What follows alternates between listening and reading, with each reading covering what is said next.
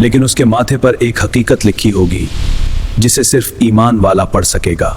और फिर वो वक्त आएगा जब दज्जाल का फितना अपनी इंतहा को पहुंच चुका होगा। दुनिया दो हिस्सों में बट चुकी होगी। एक तरफ वो लोग जो दुनिया के लालच में उसके पीछे खड़े होंगे, और दूसरी तरफ वो मुट्ठी भर लोग जिन्होंने ईमान को हर चीज पर तरजीह दी होगी। ये वो वक्त होगा जब हक बोलना जान जोखों का काम बन जाएगा। जो ईमान लाए होंगे उन पर जुल्म किया जाएगा, उन्हें धमकाया जाएगा, उन्हें दुनिया की नेमतों का लालच दिया जाएगा, और जो न झुके उन पर मुसीबतें आएंगी।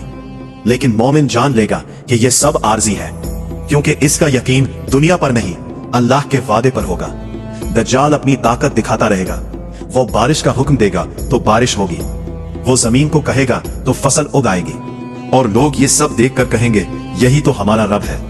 लेकिन मोमिन जानता होगा कि यह सब आजमाइश है, यह सब धोखा है, क्योंकि रब कभी धोखा नहीं देता। दुनिया में खौफ फैल चुका होगा, लोग एक दूसरे पर एतमाद खो चुके होंगे। माँ बेटे से डरेगी, भाई भाई से, क्योंकि फितना रिश्तों को भी आजमाता है।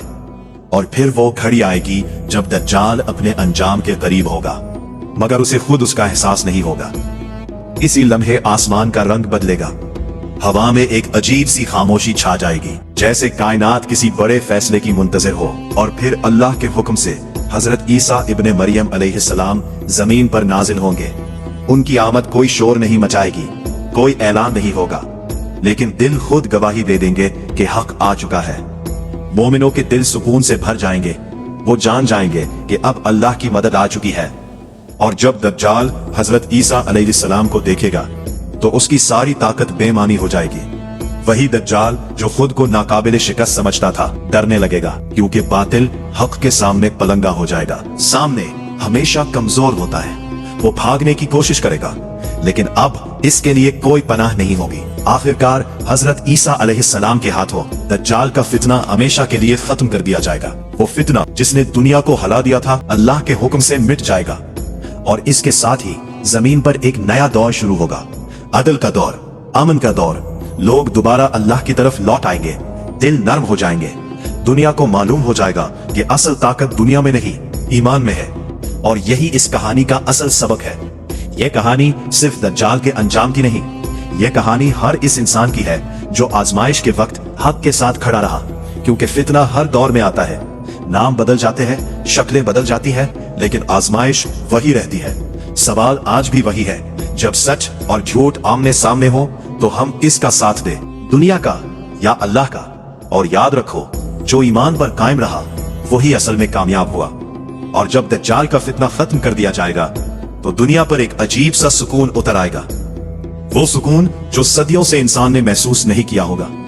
जमीन जो खौफ से कांप रही थी अब खामोश हो जाएगी। आसमान जो गवाह था फितनों का अब रहमत की अलामत बन जाएगा। लोग एक दूसरे को देखेंगे और उन्हें यकीन नहीं आएगा कि वो इस आजमाइश से गुजर चुके हैं। जिन्होंने ईमान पर साबित कदमी दिखाई थी उनके दिल शुक्र से भर जाएंगे।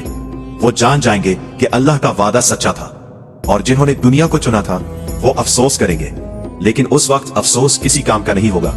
यही अल्लाह का कानून है, आजमाइश पहले आती है, फैसला बाद में। और फिर हजरत ईसा इब्ने मरियम अलैहिस्सलाम लोगों की तरफ मुतवज्जे होंगे।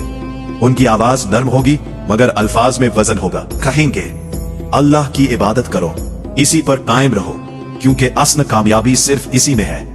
लोग सर झुका लेंगे, आंखों में आंसू होंगे। ये आंसू खौफ के नहीं, समझ आने के होंगे। दुनिया में अदल कायम हो जाएगा, जुल्म का नामो निशान मिट जाएगा। वो दौर शुरू होगा जिसमें दिल साफ होंगे, नियतें खालिस होंगी, और जमीन अमन से भर जाएगी। लेकिन ये कहानी यही खत्म नहीं होती, क्योंकि असल सवाल अब भी बाकी है। ये सब हमें किस बात की याद दहानी करवाता है?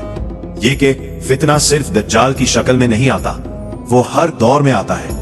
कभी ताकत बनकर, कभी दौलत बनकर, कभी झूठे नजरियात बनकर, और हर बार इंसान को वही सवाल दिया जाता है, क्या तुम हक के साथ खड़े रहोगे या दुनिया के साथ? यही सबसे बड़ी आजमाइश है। दज्जाल का फितना खत्म हो जाएगा, मगर ईमान की आजमाइश कयामत तक बाकी रहेगी। नहीं, ये आज की भी है, मेरे लिए और तुम्हारे लिए।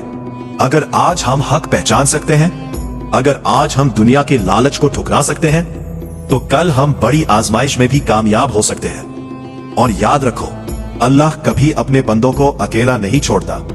जो उस पर भरोसा रखे वो कभी हारता नहीं। यही उस कहानी का अंजाम है, यही उस कहानी का सबक है। हक हमेशा गालिब आता है और जो ईमान पर साबित कदम रहा वही असल में कामयाब हुआ।